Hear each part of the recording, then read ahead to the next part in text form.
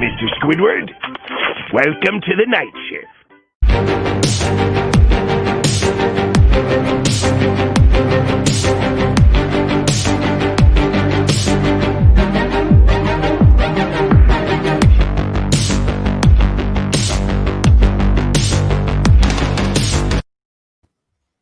Hello again, everybody, and good Tuesday evening, and welcome into another live edition of the MI6 Sports Network's late night sports talk show. That, of course, folks, is The Night Shift on episode 13 on this Tuesday, October 20th, 2020. As usual, folks, alongside the fellow MI6 Sports Network late night and night owl host, that is our good buddy Isaiah Leung from the Garage Studios up in wonderful Fremont, California. Yours truly, Callan McClurg, joining you folks here from the home studio in San Diego. Isaiah, as always, pal, good to see you. And again, thanks for staying up late. And above all else, welcome to the night shift. How's it going, buddy? Good to see you too, Callan. It's been a very good, relaxing day for me. I just basically spent all day either trying to message people to come on our show or also watching sports or watching Netflix. It was just a really chill day, man. Really relaxing. I needed it after the last couple of weeks of really stressful stuff that's been going on in my life. So it was really good just to have a really chill day. And now I get to, do an episode with you, Callan, and also entertain our fans. That's what we come on here every night to do. And, Callan, before we go on with the show, I teased a big announcement on my Facebook earlier tonight. And ladies and gentlemen, here it is.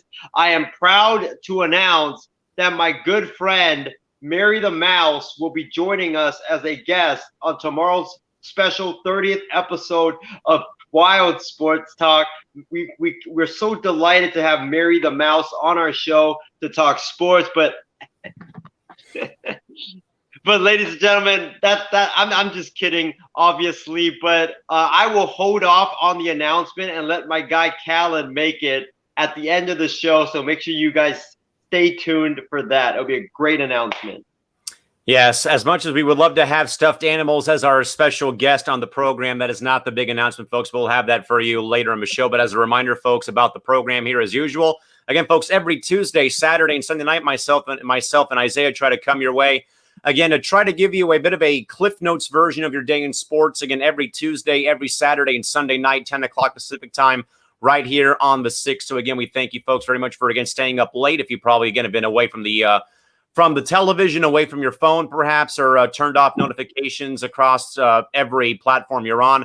Again, we try our best to keep you posted and keep you updated, and also, again, recap your day in sports, again, every Tuesday, every Saturday, and Sunday night, right here on the night shift, again, at 10 o'clock Pacific time, every Tuesday, Saturday, and Sunday. But again, folks, feel free to fire away with your questions, comments, or concerns, and again, we'll do our absolute best to make sure those are, in fact, read live on the air here tonight.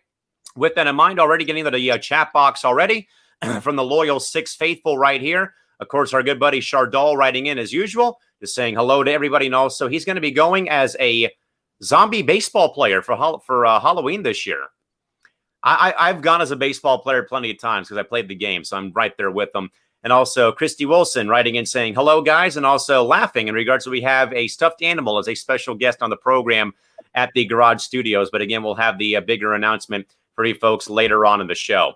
With that, Isaiah, game one tonight of the 2020 World Series, the 43-win LA Dodgers, the 40-win Tampa Bay Rays, all Los Angeles in this ball game, Isaiah, 8-3 Dodgers over the Rays, a game that I think was a very great pitching matchup, though, between Clayton Kershaw and also Tyler Glasnow for Tampa Bay, though, but early mistakes, though, by Glasnow, the two-run homer by Cody Bellinger, and then a very big inning for the Dodgers, blows this game wide open. Again, LA wins 8-3 over Tampa Bay for the first game of the World Series. Isaiah, this should not come as a surprise, but about how great this Dodger ball club has been.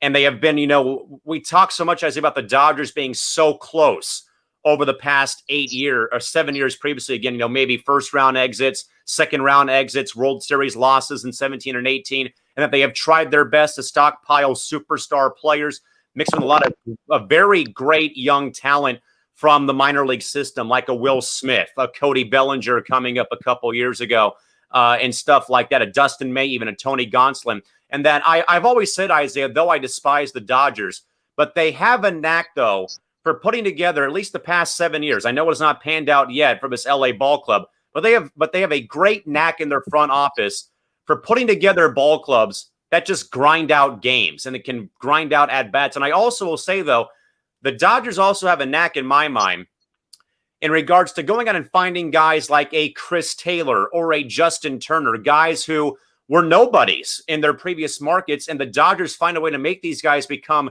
superstar players and full-time players on a regular basis, and above all else, buddy, fan favorites. And, of course, the Dodgers win tonight 8-3. And it seemed like, man, that every Dodger player in some capacity, Isaiah, put their stamp on this game. And we've had that really much said about Mookie Betts, more so with the Dodgers on games. Manny Machado with San Diego putting his stamp on games, or Tatis Jr. But those superstar players, Isaiah, know when to put their stamp on a game like this. And I think that with the Dodgers, it's been more so about their offense and their defense. I think their defense has really, saved them in a lot of games in this postseason. Cody Bellinger, Game 2 versus San Diego, robbing Tatis Jr. of a home run. Mookie Betts, Game 7, game-saving, season-saving catch to rob Freddie Freeman in their Game 7 victory. Bellinger had one minor miscue out there, misreading a fly ball off the wall, but robbed another home run today down in Arlington. So, Isaiah, it's a combination of a lot of different things, though, man, with this LA ball club. And I know, of course, that the Dodgers have been so close. But right now, it looks good after one game, though. It's a matter, though, buddy, of kind of getting past Game 2 now in your mind. But, Isaiah, give us your thoughts more so about the Dodgers for right now, about their Game 1 win over Tampa Bay. My thoughts on this game, especially for the Dodgers, is this is what we've been waiting to see from Clayton Kershaw in the postseason throughout his entire career. You know, Clayton Kershaw has had stellar regular season after stellar regular season after stellar regular season, but he hasn't been able to dominate like a Madison Bumgarner in the postseason. He's fallen short continuously year in and year out in the postseason. But Kershaw today stepped on that mound in Arlington, Texas, and he delivered an exceptional performance from the Los Angeles Dodgers. You know, when I was watching this game, the hitters for the Tampa Bay Rays, they were off balance a lot. They were just uncomfortable in the batter's box. Kershaw was generating weak contact after weak contact. His slider was working really well. Nobody could hit his slider. Like, forget his curveball. Nobody could hit Clayton Kershaw's slider in tonight's game. You know, I think he got like 6 strikeouts off of that slider alone. So it was a very, very impressive performance by Clayton Kershaw. And I think he exercised a lot of his demons that have been plaguing him in the postseason and the World Series. Isaiah, I would have to agree, though, you know, and I know I made some remarks about a week or so ago saying that Kershaw's start in the CS, I think, was the biggest of his career.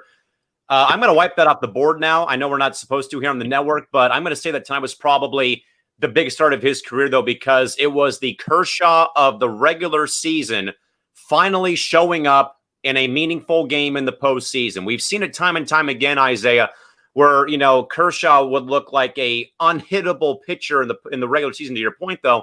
And then something just, I think, clicks off. I don't know if it's a mental thing or if it's guys know what he throws.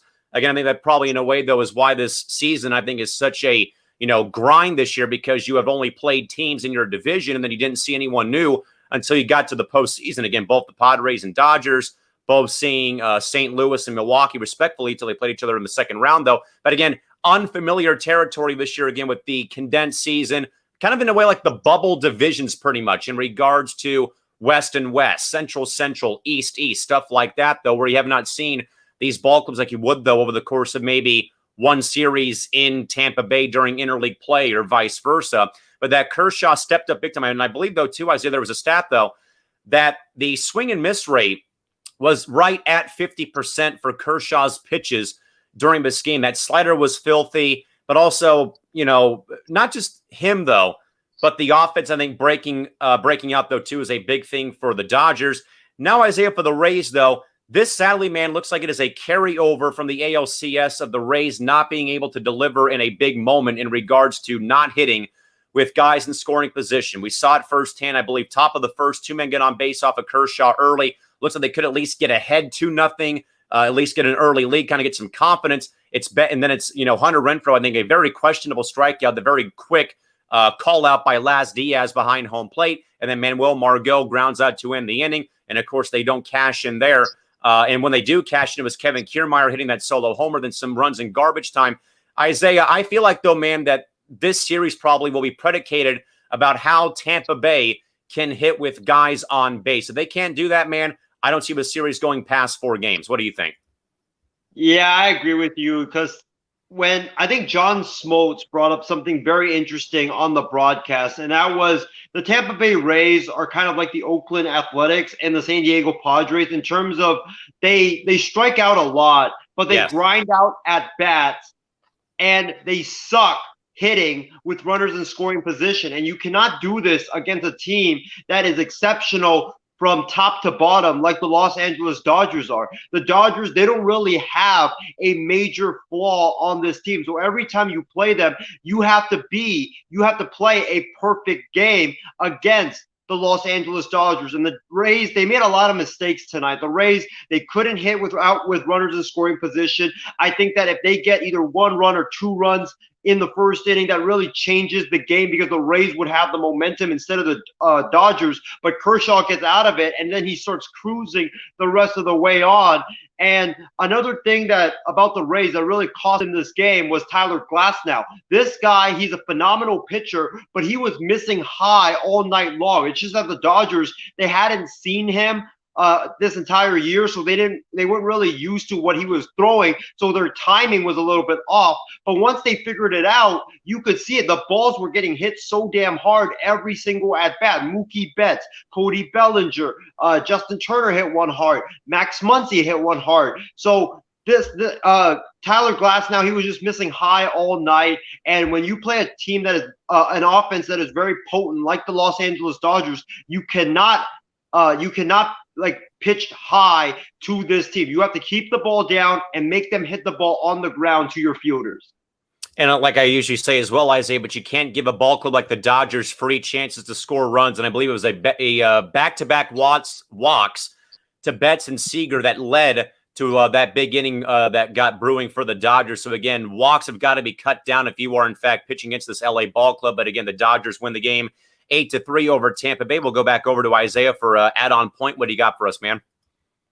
Yeah, you guys know how yesterday I said that Cody Bellinger's he has cemented his status in Dodgers lore forever. Well, you can add Mookie Betts to the list. This guy was the catalyst tonight. I know Bellinger hit that big home run, but this guy was the catalyst in terms of the first or that big inning for the Los Angeles Dodgers. He gets on base via a walk, I believe. And then what does he do? He steals second base to put the pressure on Tyler Glasnow to not make a mistake. And Tyler Glasnow ends up cracking, and the Dodgers end up taking advantage. This guy has been phenomenal for the Dodgers all postseason long with his amazing catches. And now tonight on offense with swinging the bat very well, hitting that home run and stealing 2 bases and really giving the Dodgers the ability to crack Tyler Glasnow in this game for that big inning, and also giving America free tacos. So, Callan,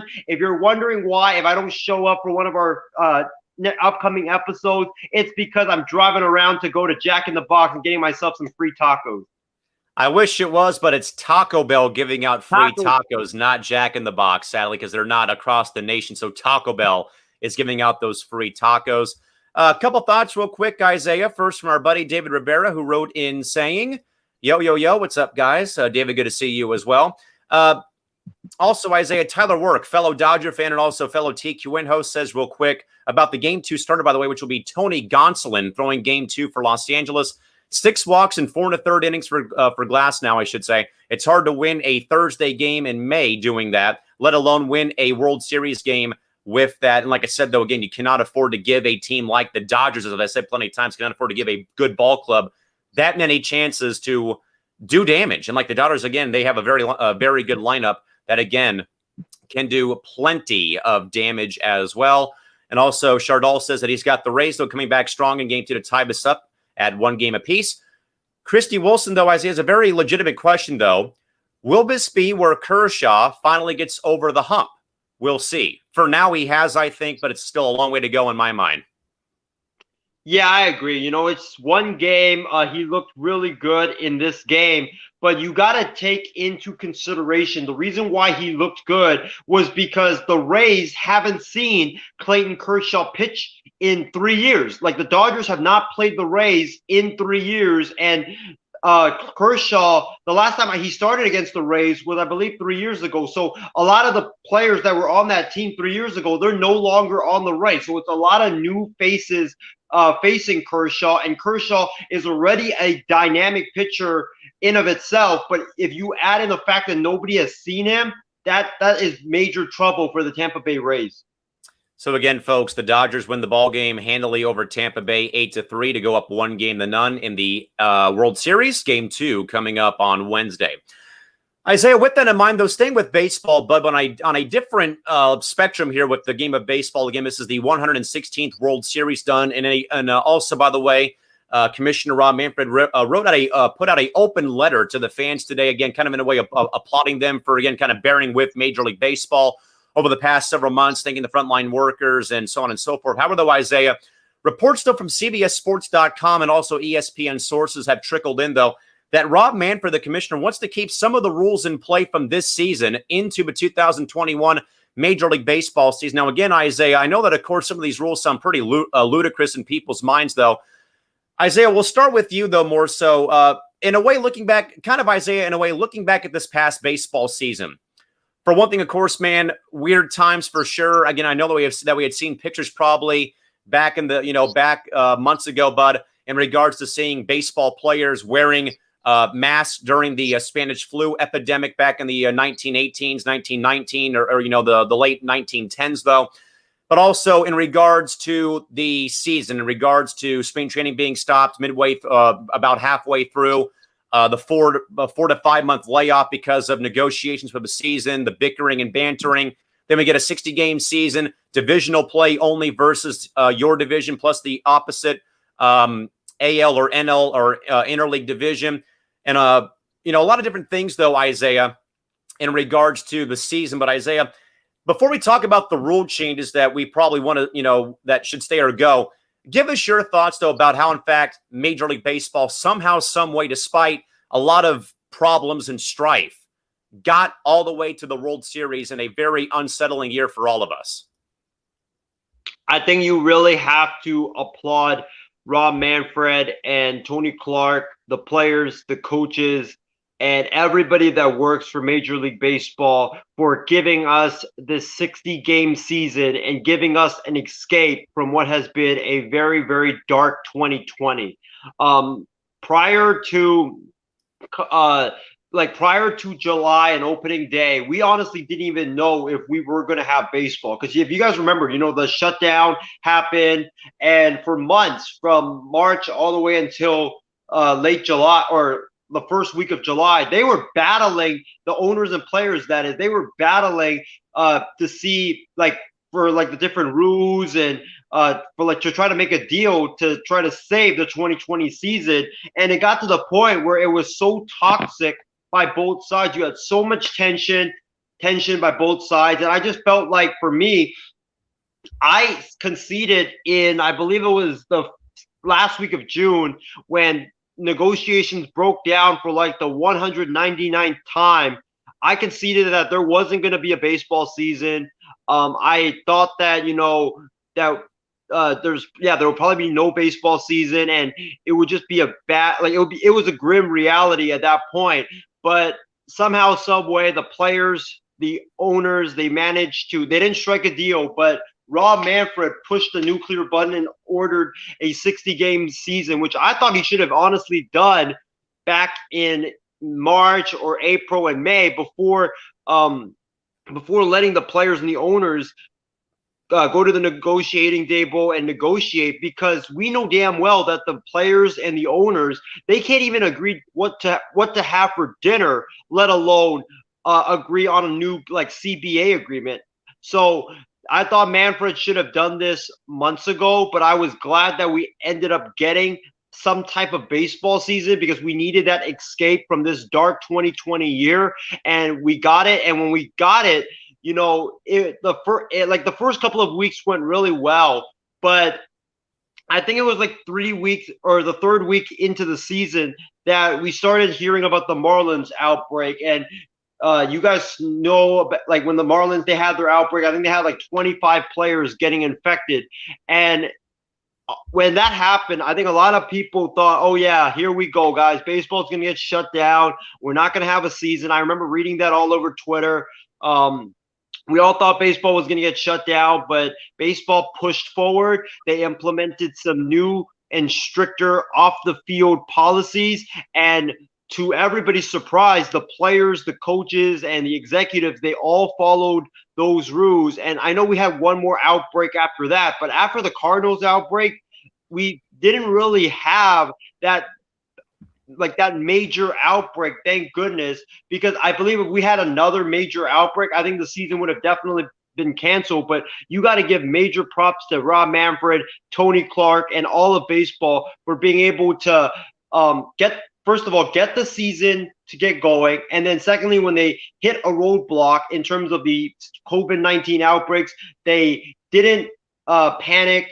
They didn't hesitate. They put forward some strict new policies, and those policies worked. And then they created this bubble, which helped Major League Baseball complete the postseason. So you got to give a lot of kudos to MLB for pulling this off. Now, with that, folks, as mentioned, we have this question on screen, but again, with Commissioner Manfred saying that he wants to keep some rules from the 2020 season in play for next season, what rules should stay and which ones should go? Let us know. But here's a quick breakdown of the rules that baseball put in place for this very truncated 60-game season. First and foremost, of course, Isaiah, the universal DH came into play this year for the first time ever in baseball's history, that we saw the National League go the route of not having pitchers hit for the first time that I can recall in my lifetime being a baseball fan. That was the first thing they did. Secondly, was the runner on second base to begin extra innings. That was a rule that was being used and still is being used at the minor league level to speed up their games down below the major leagues. There were no restrictions put on position players pitching. Suspended games also had a different feel this year. If weather forced a game to be cut short before it became official, it will be continued at a later time and date rather than starting from square one all over again. Of course, as well, on sportsmanlike conduct in regards to brawls with, as mentioned, the Dodgers and Astros, Houston and Oakland. That was big time frowned upon this year again with social distancing. And also that players were able to have a wet rag this year because, again, of the COVID-19 concerns of going lips or fingers to lips. And also as well, Isaiah, I believe that was mainly the only ones. But also 7-inning doubleheaders became a thing too this year because of the amount of time on the field, scheduling being a thing. So Isaiah, universal DH, runner on second and extra innings, position players pitching, obviously suspended games, 7-inning doubleheaders, wet rags for pitchers, and sportsmanlike conduct. Isaiah, give us maybe the let's kind of just go stay or go. We'll put us both on screen here to kind of make this go a bit simpler. Isaiah, we'll go to you first. What do you make, though? I think the big one here, though, in my mind, is the universal DH. Yay or nay? This is very tough for me because I'm an old school baseball fan. I like watching pitchers hit because when in the National League, and it's all I like the strategy of the game. So I like to see, like, if you have like a runner, like the 8th place hitter, he gets on base. I want to see the pitcher bunt him over and then go to the top of the order and see what they do. But I think that you should keep it because it gives more guys, especially older guys around baseball, that can't play the outfield, like a Nelson Cruz, for example, or a Yoenis Cespedes. It gives them the opportunity to get more opportunities for jobs to be a DH. I'm going to be for it too. I mean, obviously, National League baseball fan, Padres playing in the National League, and you're used to seeing the pitcher and the strategy. However, though, I think, like you said, though, Isaiah, it gives guys, I'll throw one more in there, but it gives a guy like Albert Pujols a chance to still play because, again, the wear and tear of his body, it feels like 20 years he's been in the major leagues with St. Louis and then now with the Angels. But, again, getting a chance to see him, Mitch Moreland, as you mentioned, Cespedes and Cruz, a chance to still play the game. So even though I'm not a fan of the DH rule, I think that the players probably will have a big say about that. But, Isaiah, I'm going to be for it as well. How about you to add on? Yeah, I'm for it as well. And also I wanted to add, it gives a guy like it gives a guy like Chad Pinder, for example, who wasn't really ready to come back due to his hamstring injury, but he came back anyways for the playoffs because the A's needed his bat. It gives a chance for him to come back and be a DH rather than putting him out there in the field, more likely to re-injure his hamstring injury. So I think it's a good rule for MLB to keep. Isaiah, I think a lot of people will say no to this one. I think you and I both will agree. In favor of keeping the runner on second base rule to start extra innings. Heck no, Callan. No. The reason being is that you shouldn't be given an easy shot at runs. You shouldn't. You need to earn all your shots for runs that you can. So no way. 1,000% emphatic no. Keep it in the minor leagues, please. It's all that I ask at this time. Isaiah, position players pitching. I know that we've seen this before, though, but I know that they had a rule in place before 2020 that they could only enter a ball game if they were up or down by X amount of runs, though. They said no restrictions needed. What do you think about that? Wait, what was the rule again? The rule before this year was that you could only bring a position player into pitch if the score was way out of control, pretty much. This year, it was no restrictions. You could have brought in the Padres, for example, could have brought Jake Cronenworth in, who's a pitcher / infielder, into a 0-0 game in the third inning, for example. Honestly, I think this rule should stay, but it really doesn't matter because you rarely see position players pitch anyways. They only come in a pitch when the game is really, really lopsided. So I don't really think that this rule really has any effect on baseball. Same here. I mean, I think we all get a kick out of it whenever that there's a position player pitching. But honestly, I really could care less about if they do in fact pitch or not. I mean, it's cool and all, but try to use the bullpen. I know it's tough to do, but use the bullpen. They're there for a reason.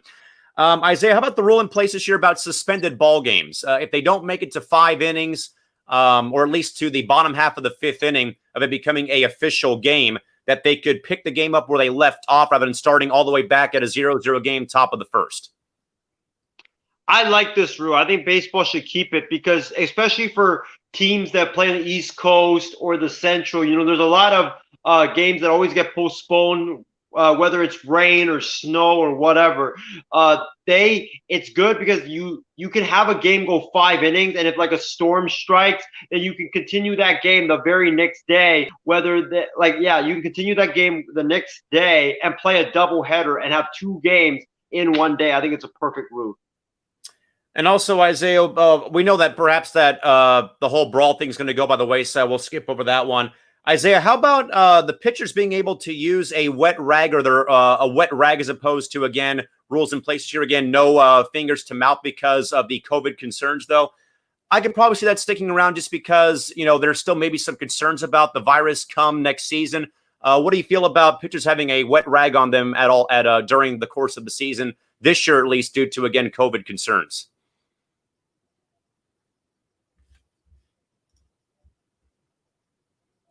I think we lost Isaiah due to the technical problems. Hello? Are you back? Yeah, I don't know why my audio cut out for some reason, but this is the MI6 Sports Network. It's the leader in technical difficulty. So sorry about that, folks. But I was just saying about that rule. I think that for that rule, you have to keep it because sadly, I don't think the coronavirus will be going away anytime soon.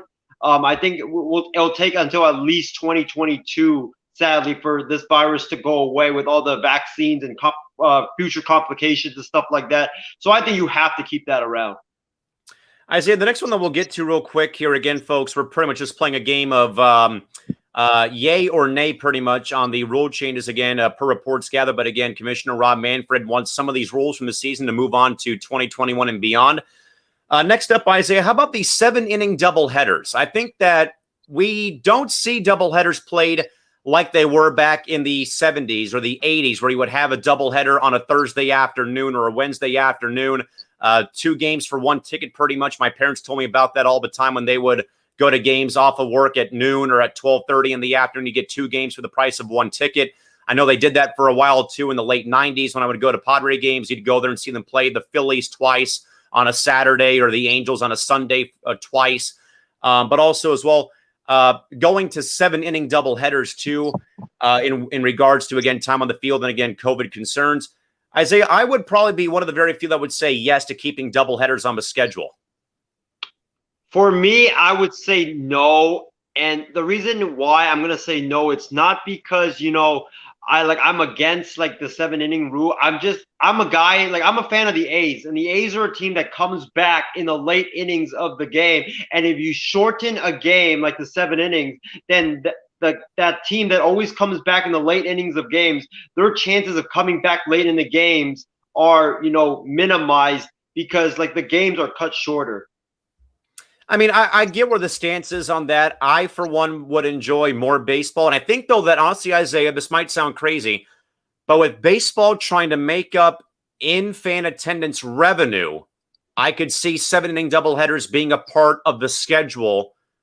Maybe not 2021. That schedule's already out for right now. Again, all to be determined game times. But again, April 1st, Padres play Arizona to kick off their season. I know that for a fact. And they play the Dodgers 7 times in the first month of April.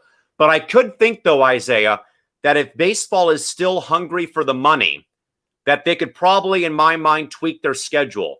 And especially if you're going to be having a lot of your divisional opponents in the first month. Like the Padres, I think, play every team in the NL West in the month of April, minus Colorado. I know they got Arizona, San Francisco, the Dodgers 7 times, 3 home, 4 away. And but mixed in there, though, is a trip to Pittsburgh and a visit from Milwaukee. I could probably see a doubleheader being sandwiched in there maybe, but also maybe even on a getaway day. Instead of playing a full 3-game series, I've always been a proponent of them going back to the 1990 era schedule where you would, for example, I went to a lot of games when I was younger where the Padres, for example, played Pittsburgh in April, but it was a night game on Friday, and then your 3-game series ends with a doubleheader on Saturday. You have a Sunday off day. Further example, the Padres and Angels have a 2-game series in Anaheim next season, Friday, Saturday, off day, Sunday. So it seems to me, Isaiah, that there is something going on here with baseball in regards to maybe a schedule tweak or schedule changes for the future are coming, it seems to me. What do you think? For me, I think that you could see the 7-inning doubleheaders be kept because, as I said earlier, I think the coronavirus will still be here next year, unfortunately, and we don't know, how there's going to be a lot of uncertainty with the virus, similar to what happened this year. So if a team has another outbreak, cross your fingers that doesn't happen. But if a team somehow, somewhere has another outbreak, then you're definitely going to have the 7-inning doubleheaders just to try to get that team to play as many games as possible towards a 162-game schedule. So again, that's where we're at with the schedule and also the 7-inning doubleheaders. The last one, Isaiah, is probably one that I think a lot of people feel torn on. The 3-batter minimum for any reliever entering a ball game. Isaiah, I have been so torn on this rule throughout this season because I know, of course, that managers you and me love baseball strategy. I think if John was with us on the program, Mr. Mathis, he would agree. And him and I both being National League baseball fans, we are accustomed to pitchers hitting. DH doesn't exist in our league and stuff like that, and seeing the double switches and, again, moving the chess pieces on the board to align yourself for a victory. But this rule, Isaiah, I've been extremely torn upon. Forget the DH rule, but I've been more torn about this one because I think that what I think, Isaiah, sadly, is going to keep this rule in place. It's Rob Manfred's go-to excuse, pace of play, because people don't want to keep saying or seeing managers coming out, changing pitchers like they change socks and underwear in the morning. We don't want to keep seeing this happen in baseball's mind. Isaiah, I've been torn about this. I would like for them to just go back to play the matchup. If it's a lefty coming up, bring in a lefty, and forget the 3-batter minimum in my mind. Again, I see the pros and cons of it. I more so see the other side, though, of, pace of play. You're losing the 25 to 30-year-old demographics. I'm fully aware of that. But then again, I could sit through a 3-hour, 4-hour, or 8-hour baseball game. Absolutely no problems or no questions asked. So, Isaiah, I think you probably share the same sentiments as I do. What do you think, though, in regards to the 3-batter minimum?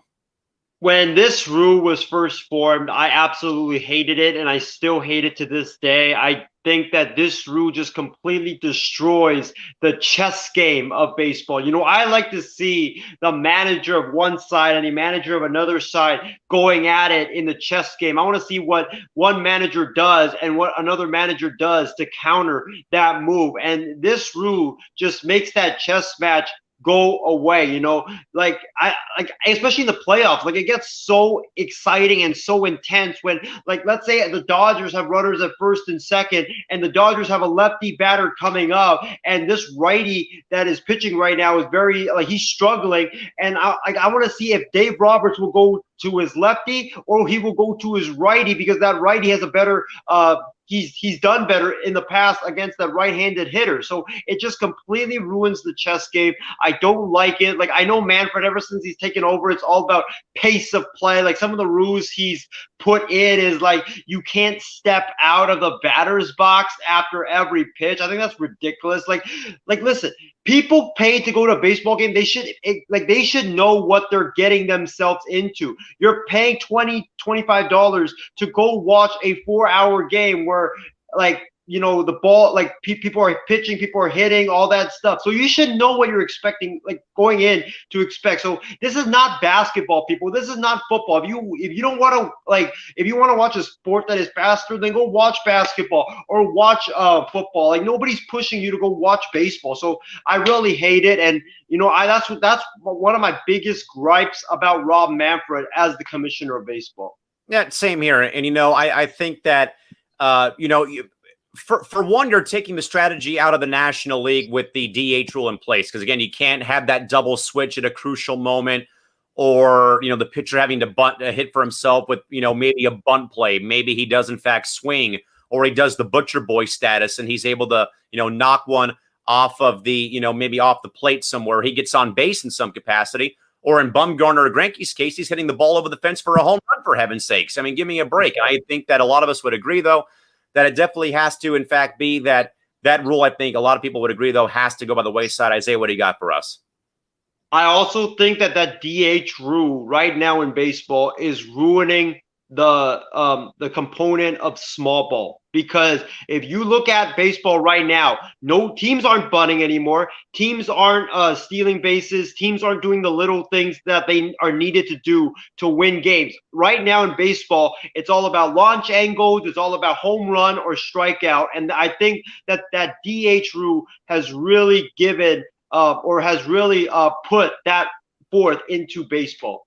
Definitely agree. So again, folks, give us your thoughts here again with Commissioner Manfred saying he wants to keep some of the rules in place from this truncated 2020 season in play for next season.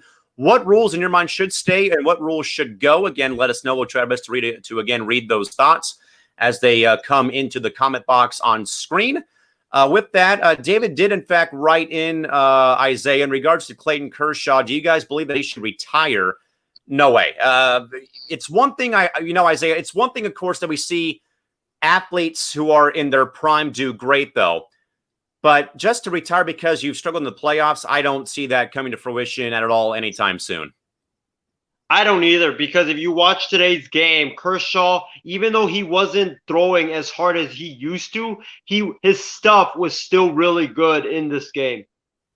Also, Tyler Work writes in, he prefers the leagues be different regarding the pitchers hitting versus the DH, but universal DH is probably the rule I would at least have an issue with if it stuck around. I have kind of come to grips with it, though, even though I'd like to see, the pitchers still at least try to, work on their bunting or getting guys over in that situation. And, in a way, still kind of having, I know that we don't want to have, a bona fide automatic out in the number 9 spot, but at the same time, it's part of the game in my mind. So, Tyler, I think you're on to a great point, though. Christy agrees no to the runner being on second base to start extra innings. I approve of your logic. Keep it in the minor leagues, please. And also, emphatic no. Christy also agrees. She likes the idea of 7-inning doubleheaders. I just like the idea of doubleheaders in general. 2 games for 1 ticket. Hell yes, count me in.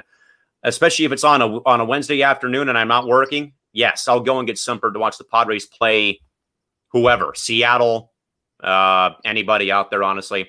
Also, Tyler says, wow, $25 to watch a game. I've not seen those prices at Dodger games in years. Well, sadly, we don't live in a major market, Mr. Work. I mean, I know that you live in Bakersfield, but still, the Dodgers are way different than San Diego and Oakland. And also, as well, Christie agrees that Manfred is not a good commissioner. All of us are in favor of that argument. Isaiah, what do you got for us? Tyler, come over to Oakland, man, and become an A's fan. You can get season tickets for like $50, bro. It's so much. It's so worth it. It's so worth it. Or you could honestly get a 7-game pack for $70 because the A's tickets, like the cheapest, are $10, $15, $20. It's so perfect. Plus, you can own your own section. You can just sit on the upper deck by yourself and have that whole entire section to yourself because people rarely go to A's games. You know, a true story. I had a former teammate of mine whose dad, I think they were up in Oakland to see the A's play the Red Sox at a game at the Coliseum in Oakland, and he told me that, Callan, we literally were in this section, and there was this one A's fan, you know, like beat up hat on, and he came in with his glove, his cooler, and his scorebook, and he was just sitting there, taking in the ball game, keeping his book, drinking his beer, and having himself a good old time at the Coliseum. So that is definitely a baseball fan that I can vouch for. And also as well, Tyler says, I actually almost bought that standing room only season pass the A's offered a couple of years ago. I remember that actually for a little bit. I remember too that the Padres had a deal as well. I think they used to offer all of those, like every ballpark has like the all-you-can-eat seats. Like you could go there for like $20 and you have like a full buffet from the time the gates open till the 7th inning stretch. I used to go to Padre games all the time and sat there at Petco, you know, post 2006. I think I'd go there every like Friday or Saturday and watch him play the, you know, Arizona, the Dodgers, and, you know, everybody. And also David says the commissioner should stop changing the rules, and I don't like it for the base running. Really do like the DH, though, for the National League. We'll see how things go, though. I think that rule is going to be going bye-bye, though, in my honest opinion. With that, Isaiah, to week number 7 of the NFL season and a major quarterback shakeup following a great debut for the young Dolphins quarterback, but Tua Tagavaloa has already dethroned Ryan Fitzpatrick as the starting quarterback for the Dolphins for their upcoming matchup coming up this Sunday. I believe they're at home, too, for the ball game. Isaiah, you know, it's one thing, man, for a rookie to come in and I think throw 2 passes, have them both complete, and then the Dolphins say, okay, here's the keys to the car, big fella. But in all seriousness, though, Isaiah, rightfully so, though, great honor for Tua, again, a kid that has battled his way back from a, you know, life and career-threatening injury pretty much in some big capacity, again, with that very sad hip issue he suffered at Alabama. And now after his debut, now the starter for the Dolphins come their Sunday matchup, I believe, against Dallas, and it's going to be at home as well. Isaiah, I don't know whether to rejoice or be very concerned, though, that the Dolphins, who, again, are 3-3 right now, looking pretty good so far, would just all of a sudden go from Fitzpatrick, who's looked, I think, probably in a way revised or, you know, kind of in a way brought himself back to where he once was as a quarterback, now in favor of now a starting quarterback in Tua Tagovailoa. Again, I know he's got a great resume in Alabama, but again, though, just coming off his debut where he threw 2 passes, and oh, by the way, a near career-threatening injury in the process. Callan, I think that this is a huge mistake for the Miami Dolphins, and this is not to take anything away from Tua. I love the Tua story, but I think the Dolphins, they're just making a huge mistake with this move. The Miami Dolphins, as you mentioned, they are 3-3. They're riding a 2-game winning streak with Ryan Fitzpatrick as their starter. They were blowing teams out. They blew out my Niners, and then they blew out the putrid New York Jets this weekend or last weekend in Miami. Ryan Fitzpatrick was rolling. I really don't understand this move. Like, I get Tua. He came in. He threw 2 passes. He looked okay. But he's coming off major hip injury. And if he had one more injury to that hip, his career is done just like that. So I would have not played him until next season. You give him 2 full years to rest and recover from that hip injury and also learn the playbook and become a better quarterback, just like Aaron Rodgers did when he was sitting under Brett Favre for 3 seasons. I think that is very beneficial to quarterbacks. I don't know why the Dolphins are rushing him in. I don't think the Dolphins this year, I don't think they're a playoff team. I think this year is kind of a development year for the Miami Dolphins. So I think this is a mistake for the Dolphins. I would have rather the Miami Dolphins just kept him on the bench, not play him this entire year, let him learn the playbook, and let that hip recover even more. And let the hip recover even more and start him next season. Isaiah, I think it's a very interesting story. Now, folks, a quick clarification here. My apologies for kind of being off base, but the Dolphins are actually on a bye week. They'll play the Rams their next game November 1st. So a rude probably welcome to the league there if, in fact, the Rams defense gets a hold of him on November 1st. So, again, I think I saw some things, though, on Twitter in regards to maybe a start coming up versus Dallas for some reason for Tua. But I would probably agree, though, Isaiah. I mean, for one, I applaud Tua and the Dolphins for, again, letting him at least get his feet wet. At the same time, though, I would be very concerned, though, and it's not because I want to, whatever it might be, but that this is probably very big-time caution to the win, if you ask me, though, putting in a rookie quarterback coming off of a very debilitating, near career-ending injury to come in on a bye week, named a starter. But, oh, by the way, your first start, though, is against the LA Rams, November 1st. And you're talking about a defense led by Aaron Donald that could make life a living hell for this young kid in his actual first start. So I think that it's great. But I think, though, it'd be a very cautious situation right now is what I would definitely say. Isaiah, we'll go back over to you. What do you got for us? And you're on mute, by the way. I completely agree with you, Callan. I would have started him against the Dallas Cowboys because if you start him against the Rams, that Rams defensive line, they're legit. And the Miami Dolphins offensive line right now isn't really that good. So I could see, the Dolphins defensive line completely ravaging Tua Tagavaloa on November 1st, which I hope to God it doesn't happen. But I think Dallas is an easier matchup for him because their defense sucks. Their defensive line can't get any pass rush whatsoever. Their secondary looks lost. Their linebackers look like they don't know what to do. So I think Tua would be able to torch Dallas and get his confidence up to sky high, and then he can go on a roll from there. But if you start him against the Rams, I just think his confidence will get shot if he struggles early on, especially against that vaunted defensive line, and he may never recover from his confidence getting shot, just like Dwayne Haskins did in Washington. Also, Christy says that Tua would have ran all over the Cowboys if they played each other this season. Definitely agreed for sure, especially if he's able to have mobility in that hip. But again, folks, the stunning news in the NFL today. But again, Tua Tagavaloa, after his debut and 2 complete passes, will take on the Rams in his NFL starting debut on November 1st against the Rams, which again probably is more so one that you probably watch with caution. Again, hopefully that his hip will hold up and he'll be back to normal. With that, Isaiah, staying in the NFL, though, but with the right now dysfunctional Dallas Cowboys coming off of a 38-10 beating by the Arizona Cardinals on Monday at Jerry World. And also, Isaiah, a couple of things here about the Cowboys. For one, Jerry Jones saying it's not a good mood right now or feel-good mood right now down in Arlington. And those comments made on his radio appearance on 105.3 The Fan in Dallas. But also, Isaiah, reports also coming out from Cowboy players, of course, unnamed, though, but some rumors swirling around, some comments leaking out by the players, Isaiah, who have, in a way, called the Cowboys coaching staff, quote unquote, totally unprepared, close quote, for certain games or games this season.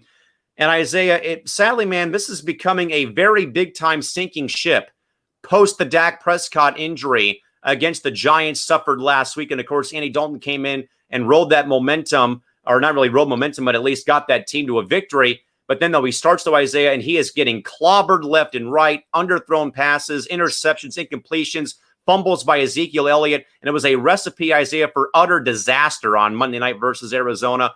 Isaiah, what do you make about the Cowboys right now? We know that they're in a very, very awfully bad, dreadful division right now, and they're somehow in first place at 2-4. But Isaiah, I don't know, man. It seems like things are just kind of getting worse by the minute down in Arlington right now. For one, again, the bad game against the Cardinals on Monday, but also, Isaiah, now reports, though, of players kind of calling up the coaching staff saying, hey, these guys are totally unprepared for ball games, Isaiah. So I think it's just getting worse in my mind. How about you? I think that this is just the start of it. I think at the end of the season, when all is said and done, I think Mike McCarthy, I know last night I said that only if Lincoln Riley becomes available then I think Mike McCarthy will go one and done. But it's starting to look like Mike McCarthy will go one and done in Dallas. I think that Mike McCarthy, just like in Green Bay, I think he's lost the locker room. I think the reason why he's lost the locker room and lost respect from his players is because when Callan, you know this, you've been in the sports industry a long time. When you're in the sports industry or if you're in any industry, like in anywhere, and you're the boss, you shouldn't be hiring your friends. You should not be hiring your friends. I don't care like how close you are with them. You should be hiring people that are deserving of those jobs. And Mike McCarthy did not do that when he hired Mike Nolan to be his defensive coordinator. And he allowed Mike Nolan to hire that defensive staff that is on the Cowboys staff right now. I think that Mike McCarthy lost a lot of respect when he hired Mike Nolan, because the players know this, that you shouldn't hire your friends. You should be hiring people that are actually worthy of the jobs. Mike McCarthy did not do that. He hired his buddy, and look what has happened to the Dallas Cowboys. Their defense is one of the worst defenses in the NFL. Their offensive line is everybody's hurt. It's just a sinking ship right now, and I really do believe that either Mike McCarthy, I think Jerry Jones needs to give Mike McCarthy an ultimatum that if you better fire Mike Nolan right now, because this defense ain't getting any better. In fact, they're getting worse, or you yourself will be out of a job soon. I think to make matters worse, sadly, Isaiah, per the reports read earlier today on TQN Sports, sounds like, though, but Jerry Jones has all the faith in the world in the roster, McCarthy and Mike Nolan, so they're not going anywhere, in my mind, anytime soon, per Jerry Jones's radio interview on 105.3, The Fan, down in Arlington. Christy, though, has a very great point, Isaiah, that we didn't touch upon, though. I got annoyed, she says, when McCarthy said that their preparation was the best they've had all year. They did not look prepared to me at all last night, and she also, Isaiah disagrees about Lincoln Riley. Highly doubt that Riley would leave his post at Oklahoma. So I think Coach McCarthy is safe. Jerry Jones will definitely give him another chance. And I think he's going to, because no one can prepare for an injury to happen to the star quarterback. And he's like the only guy who's been consistent all season. That does not help out the matter. Isaiah, go ahead and add on, buddy. What do you got for us? My thoughts are that Mike Nolan is a very, very nice guy, and Jerry Jones likes nice guys like Mike Nolan. That's why he kept Jason Garrett around, because he was basically a puppet for Jerry Jones. I'm afraid that that's why Mike Nolan is the Cowboys head coach. It's because he's buddies with Mike McCarthy, and he's a puppet for Jerry Jones, because we know Jerry Jones likes to be hands-on on all aspects of that team, including the defense. So I have a feeling that it's not Mike Nolan really running the defense. It's actually Jerry Jones running the defense. And if he keeps Mike Nolan around past this season, we might see a coup in Dallas. Who knows? And again, we know that Jerry Jones has been, known for his loyalty to coaches and coordinators, but he's got, it's a vote of confidence from Jerry Jones. But again, a 2-4 Cowboys team met with some utter dysfunction as well in regards to, again, unnamed players right now. Again, kind of calling out the coaching staff for being totally unprepared for games at this juncture. And also Christy Wilson, one more time, says that Jerry Jones is a little too hands-on with his ball club, in her opinion. I think a lot of people, though, would agree, Isaiah, in regards to Jerry Jones probably being the biggest micromanager of all of the professional sports owners out there. Completely agree, man. This guy kept Jason Garrett around for 10 years and did not want to fire him, because he was basically Jerry Jones's puppet. Jerry Jones wanted to coach the team, but he can't because he's an owner. So that's why he installed Jason Garrett as the head coach. He was basically overseeing everything from draft to free agency decisions to what Jason Garrett calls on the field. I mean, it's so obvious. Obvious for sure. And Dr. Ted Vicky writes in, 2-4 Cowboys team leading the NFC East. And I think Isaiah, it's a foregone conclusion, though, but this division will be won by a team with a losing record. Completely agree, man. You probably will see a 5-11 team make the playoffs with how horrific that this division is going right now. But I also want to respond to one of Ted Vicky's comments. I think it was said, it says something about Mike Nolan. Oh, yeah, it says, get your facts straight. Mike Nolan isn't the head coach. Ted, I understand that Mike Nolan isn't the head coach, but I know Mike McCarthy's the head coach, but he's in charge of what's going on offensively for the Dallas Cowboys. He's an offensive mind. Mike Nolan has been given the freedom and a chance to do whatever the heck he wants on defense. Mike McCarthy doesn't care about defense. He's letting Mike Nolan handle that, and that defense for Dallas right now is ranked in the bottom fifth of the NFL in terms of total defense and in terms of yards allowed. So the defense is what's the problem in Dallas. The offense is fine. They're putting up a lot of points. I think this week against the Arizona Cardinals, it was a fluke because it was Andy Dalton's first reps with the number one. So I think he'll be fine moving forward. It's the defense, man. Teams have been carving this Dallas Cowboys team up for the first 5 games of the season. And the Dallas Cowboys, I'm telling you, are lucky right now to be 2-4 instead of 0-6 or 1-5. Also, Dallas's defense on pace for a NFL record for points allowed in a season. And also, Ted also writes in, it's Jerry's team. You don't like it, don't be a fan. Simple and easy. Again, we know that as well. Again, with Jerry's time, pretty much it's in a roundabout way, his way or the highway with the Dallas Cowboys. With that, Isaiah, one more topic here, but over in the NBA, but of course the NBA season, at least for next season right now, not right now scheduled at this time. But though some more movement, though, in regards to the coaching carousel in the NBA right now, that is the Indiana Pacers hiring longtime Nick Nurse assistant coach, but Nate Bjorkgren becomes the new head coach in Indiana. Again, his time, though, is best known with Nick Nurse and the Raptors, and also his time in the G League with both the Iowa Wolves and Santa Cruz Warriors, and also him getting his first assistant coaching job in the NBA with Jeff Hornacek and the Phoenix Suns in 2015-2016. Isaiah, I know that a lot of times, though, that assistant coaches usually don't transition right away into the head coaching spot. It's a bit of a transitional gap. I said earlier this morning that while the Pacers have gone to the playoffs for 5 straight seasons, this might be a bit of a transitional gap year, though. Again, maybe uncertainty about Victor Oladipo. How will Sabonis return from his foot injury and stuff like that? And again, a very thin roster, but also in a very weak Eastern Conference. Isaiah, your reaction to, again, a Nate Bjorkgren becoming the new head coach of the Indiana Pacers as announced on Tuesday? My reaction was, when I first heard it, I was like, who the heck is this guy? I've never, ever heard of him in my life. It turns out that he was an assistant coach with the Toronto Raptors. But I think that Victor Oladipo, I think he's for sure gone in Indiana. I think they're going to head to a rebuild, because if you wanted to keep Victor Oladipo, you would have hired an experienced coach. This move sounds to me like I think the Pacers want to get younger. They want to embrace player development, because if you look at what's that guy's name? Nate Bjorkgren. Nate Bjorkgren. Nate Bjorkgren. He's a guy that's known for player development, and he's a guy that's known for player development, and he's a guy that works well with young players. So I really do believe that the Pacers are headed for a rebuild. It's sad, but hey, this organization, this is what they do, man. This is what they do. They always they always inch to the playoffs a little bit, and then after the first round, after they keep getting knocked out, they always go into rebuilding mode. So this is what the organization is all about. Victor Oladipo is gone, and I'm really hoping that the Lakers get Victor Oladipo, because I think he will help solidify the Lakers with LeBron, AD, and hopefully Oladipo.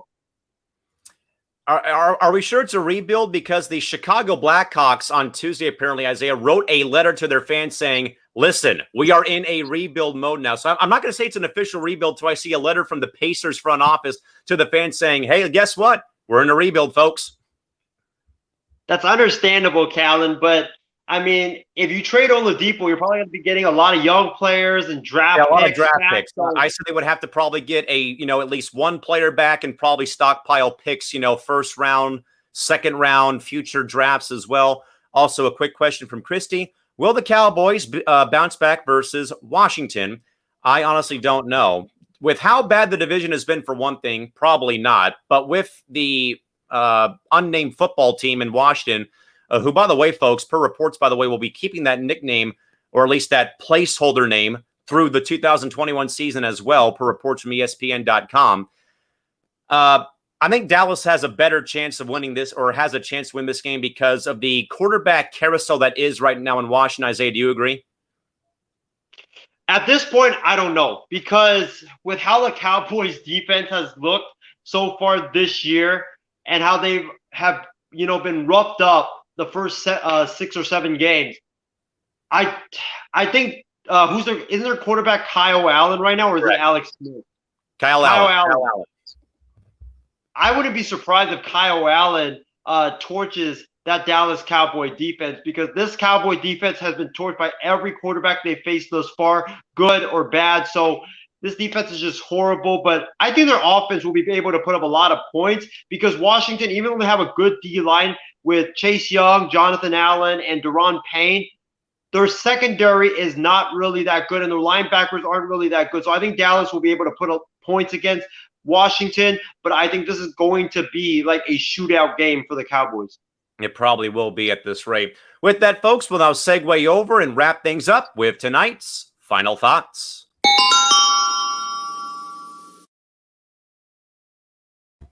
All right, time to take the ball and go home, folks, on this Tuesday for the night shift in our 13th episode here on the program.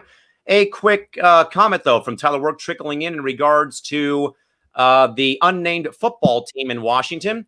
Football team is a misleading nickname because what they do on the field does not really resemble football.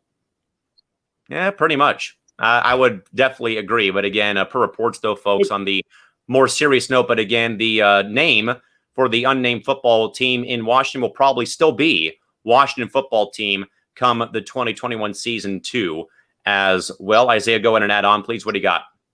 It's Dan Snyder's way of rubbing it into the NFL. You know damn well, Callan, that Dan Snyder never wanted to change the Redskins name. He only did it because he was facing a lot of pressure from the owners, the NFL front office, and also a lot of sponsors were, pulling their sponsorship away from the Washington Redskins that they were known at that time. So, Dan Snyder, he never wanted to change his name. He only did it because he faced a lot of pressure. He is just trying to spite the NFL. I would not be surprised if he kept that Washington Football Team name forever. Christy agrees. Daniel Snyder is an idiot. I mean, probably, but I think that I get the whole ordeal, but I think that they're trying their best to make sure that they get a name that everyone will in the greater DC / Landover, Maryland. As a reminder, they don't play in DC; they play in Landover, Maryland, a la the Jets and Giants playing in New Jersey. The New York Red Bulls do the same damn thing. So do the LA Galaxy playing in Carson, California. They're not technically in the state or in that part of the city or the state, though. But yes, I agree. But I think they want to make sure they get the name right for sure across the board. With that in mind, Isaiah, I'll go over to you. Final thoughts for tonight's show. My final thoughts, or before I start my final thoughts, I just want to thank all of our viewers for tuning into the show. Christy Wilson, Tyler, Ted, let's see, David, Chardot. And I think that's everybody. Yep, that's everybody as of right now. But thank you guys for tuning in and, commenting. We really, really appreciate the love and support that you guys give us. Without you guys, the program wouldn't be where it is at right now. So really appreciate you guys for tuning in all the time and supporting us. But my final thoughts is I can't wait for tomorrow's show, man. We have a very, very special guest. I'm going to let Callan tell us who it is in a bit, but we have a very, very special guest to help celebrate the 30th episode of Wild Sports Talk, our milestone. It's going to be a fun show. It's going to be a great discussion, and I really hope you guys tune in for that one. And grab your popcorn, grab your cookies, grab your soda, tune in for that show. It's going to be a great show tomorrow. I can't wait for that show. Yeah, with that, folks, we are proud to announce, but Courtney Cronin, the Vikings correspondent for ESPN, will join us at 3 o'clock Pacific time tomorrow for our 30th episode of Wild Sports Talk. Isaiah already wants to clarify about this. What do you got for us, bud? Oh, no. I just wanted to talk about the guests after you were done telling the audience who the guest was. So you you threw me a curveball there. I swung and missed at it. But again, folks, it is Courtney Cronin, again, the Vikings analyst and correspondent for ESPN, will join us again at a 3 o'clock Pacific time PM start time for WST and our 30th episode of Wild Sports Talk with myself, Isaiah, and our good buddy John Mathis tomorrow on Wednesday. Again, it's a 3 o'clock start time for our program, or at least to have the Courtney Cronin interview. We may, in fact, come back and perhaps replay that interview for you folks during the course of maybe a later show in case I can't be there for it at 3 o'clock tomorrow. With that, Isaiah, again, of course, plenty of the MI6 crew, mainly, of course, our buddy Stephen Wang and Matt Soltis, again, lifelong Viking fans. Should be a great show, though, to have Courtney on and, again, talk about the Vikings and talk about the upcoming week in the NFL season. Callan, I'm beyond humbled because it is not all the time that you get to interview someone working for the worldwide leader of sports, and that is ESPN. So I'm really beyond humbled that Courtney Cronin, a big-time reporter for ESPN, who has appeared multiple times on ESPN Radio and also Sports Center, she's going to join us to help celebrate our 30th episode. I can't wait for this show tomorrow. I hope the audience all tune in for this show because it's going to be an epic show. Christy agrees. Tomorrow's WST should be very fun. I definitely agree. Also, Isaiah, we have been brainstorming this idea for a bit. But, folks, get ready for another epically awesome MI6 Sports Network Bracket Challenge. Isaiah and I came up with this idea late Monday night after we concluded WST, after the wonderful gift from our buddy John Mathis, who danced his way off the set on the ending of the Monday show of Wild Sports Talk. It's become a GIF, at least in our group chat. We've not put it out on the web just yet. But that got us thinking, though, Isaiah, both him and I had talked about this. But, folks, starting on November 30th, get ready for 31 straight days of MI6 great moments and hot takes from the year that was in 2020. Our end of year special, folks, is already in the works post our Halloween Spooktacular coming up. Of course, folks, as mentioned, the Halloween Spooktacular, again, is on the horizon coming up on October 31st. Again, still working out the official start time for that show. Again, that'll probably come in wake of the Penn State-Ohio State football game that day at about 4:30 Pacific time that day. But with that, though, folks, again, starting on November 30th, get ready for the ultimate 32-team tournament bracket that you folks will vote upon starting November 30th all the way until, you guessed it, folks, up until New Year's Day is when, in fact, folks, that you will be voting on those. We'll have all of the best hot takes, mainly from Isaiah, a few from me and stuff like that. But also we're going to throw a bit of a curveball in there, but also have some great moments in regards to maybe guests coming on the program like John Schaefer, Jake Asman, Carolina Teague, and also I'm sure Courtney will have her own spot in the bracket as well. But again, folks, get ready for that, though. Prepare already to get your votes in for coming up on November 30th. We'll have more about that, folks, in an actual press release coming sometime very, very shortly, either today or sometime tomorrow. But Isaiah, you know, man, we had a lot of fun, I think, with the 10 team the first time we did it, though. Again, we had all of the best hot takes from all of us in a 10 team. But now, Isaiah, practically an entire month of voting by the viewers, 32 of the best moments, 32 of the best moments, hot takes, moments, you name it, going to be a part of it to, again, close out a very, very turbulent year. And a good way, I think, for us to end this, bad year on one hell of a high note, buddy.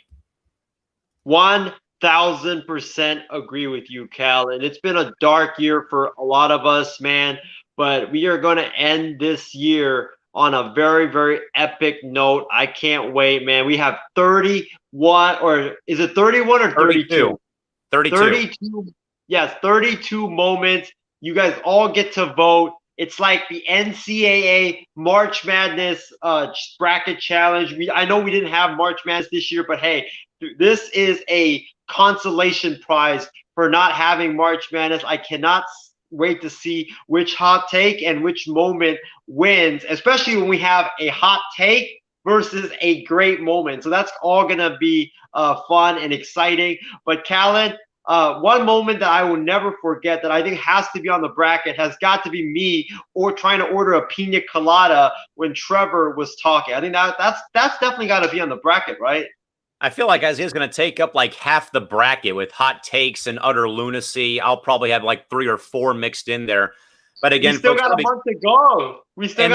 Exactly a month to go. We got a month and 10 days before we get this thing started here. But again, folks, that's where we're at here. Also, folks, for my final thoughts, again, as always, folks, a major thank you again to all of our viewers out there for your support. Again, folks, as a reminder, but again, that Halloween Spooktacular coming up on October 31st should be one heck of a night again, as we have all of the cast and crew from the 6 on the air for a multi-hour event, talking sports, eating Halloween candy, Halloween cookies, whatever else you can think of. And of course, talking sports and also more than anything else, though, enjoying ourselves on what will be the Halloween night on October 31st. Also, folks, another quick alert for you folks on Friday for our actual episode of No BS that is being scrapped, folks, for a Big Ten conference football season preview show that'll feature myself, Trevor, Isaiah, and also fellow Big Ten fans, Shareable Steve, I think, and also Shree will also join us too on Friday for our massively awesome Big Ten conference football season preview. Isaiah, you had a sign up that you were holding. What was it? What did that read? 2020. It's Wilson's comment. 2020 ends with a bang, and I definitely agree. This year is going to end with a bang. Great minds think alike, and also Tyler Work agrees. Sounds like a good get for the 30th show. Good show, gents. Looking forward to it. Again, 3 o'clock, folks, tomorrow for our WST program. Again, with Courtney Cronin of ESPN Vikings correspondent joining us on the program at 3 o'clock Pacific time on Wednesday. And also, Christy agrees, though, that tomorrow's show should be fun to, again, talk to Courtney Cronin again from ESPN, and also, again, talk Vikings football and talk Week 7 of the NFL season.